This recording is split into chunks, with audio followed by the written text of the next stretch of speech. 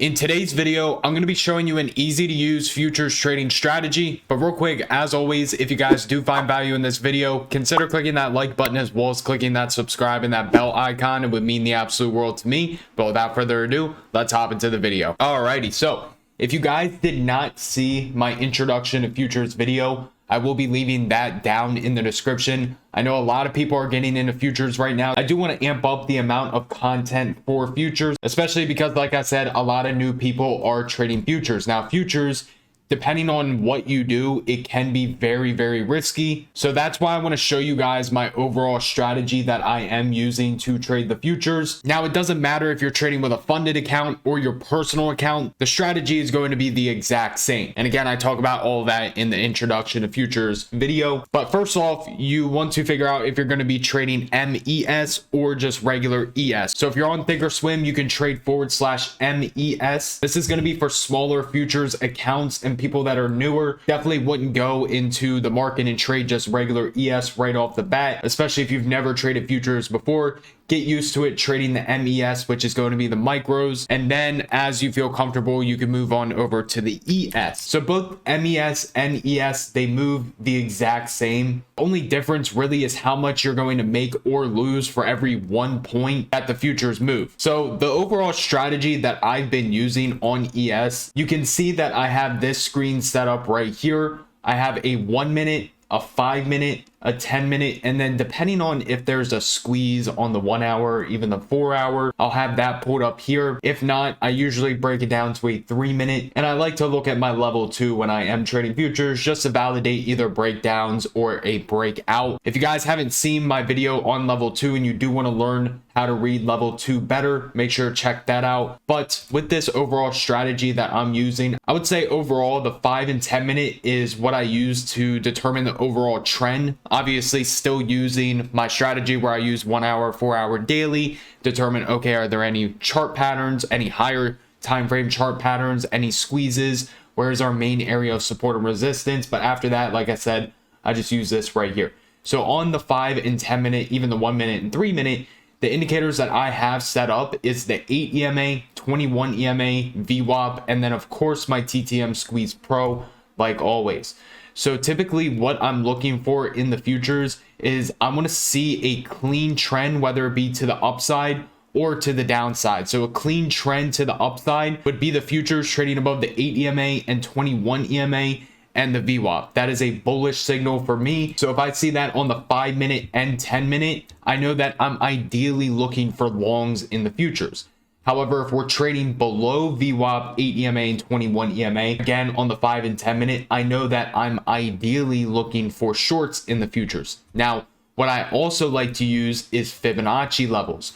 So in order to use Fibonacci, you need a clear-cut pivot high to pivot low or a clear-cut pivot low to pivot high. So if we look at the futures today, I actually gave everybody a reject level, and unfortunately, I did miss this. But if we take the high of when the futures opened last night to the low over here, again, that 61.8% retracement gives a fantastic area to either look to get short or long. So in this example, we were looking from this pivot high to pivot low. Therefore, we're looking for a reject at this area right here. So the level was at 39.69. As we can see, ES ended up trading up into that zone and ended up rejecting it and pulling back pretty hard.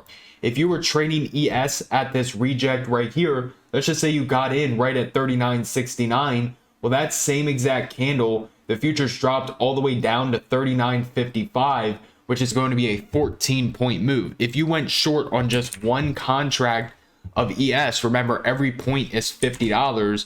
So 50 times 14, that's going to be $700 profit within just this one candle right here. Now, the thing is with futures, like today's market was very choppy. The option contracts really were not moving too good. Like if you traded SPY just based off this reject right here, yes, the contracts were profitable. But later in the day, as we were kind of just sitting in this area, it didn't really matter if we got a nice little pump or a nice little dump until eventually we started breaking down.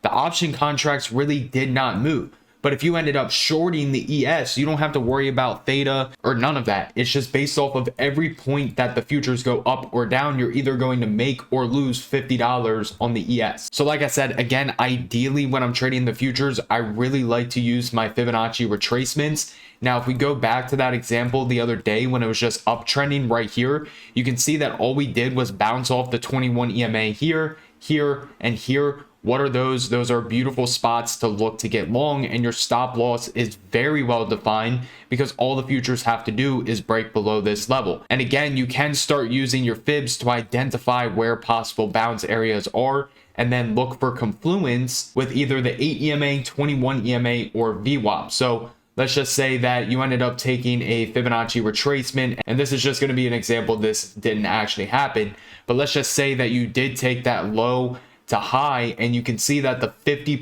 retracement ended up lining up with the VWAP right here. Well, if ES started pulling back towards VWAP, what do we know? A lot of traders use VWAP for possible areas of entries to either get long or short. Plus, a lot of traders like to use the Fibonacci retracements to identify areas, again, where we can reject or bounce. So if we had this area of confluence, that would be a level I would be watching very closely to get long on the ES. Ideally, I like the 61.8, but again, we do have that confluence right here. So if the ES did pull back to that level, I would be looking to get long with a stop loss slightly below that level. Again, a very well-defined stop loss. So let's just say that we were willing to give up roughly 3 points. That would be $150 for every long position you had. Option contracts, it's a little harder to determine where they'll be trading at if it were to drop down to that area. But yeah, so now going on over to today, we can see that again, we are trading below VWAP, 8 EMA, 21 EMA on the 5-minute. It's the same thing on the 10-minute. So what are we going to do from here? We're going to use possible fib areas. We can also use our exponential moving averages. You can see with the 8 EMA, we rejected it here, came down slightly, rejected 21, dropped, and now we're trying to make our way back up. So what you could do, again, take the highest point of the day, which is right here, to the lowest point, and you can see that we almost have a confluence right here with that VWAP up at 39.56. So if I was looking to short ES, my first area that I would be watching would be right here, and then the next one would be 39.60.47. Now, just because it trades up into that area doesn't necessarily mean that we are going to get short. We also want to pay attention to the price action and the level 2 when it does get up into that area. But I would say that my futures trading strategy, it's fairly simple. Like, I have a lot less indicators on my screen than when I'm trading stuff like SPY and QQQ. It's simply just that 8 EMA, 21 EMA, and VWAP. Because with futures, you could just scalp like 3 points. You could scalp 3 points multiple times a day.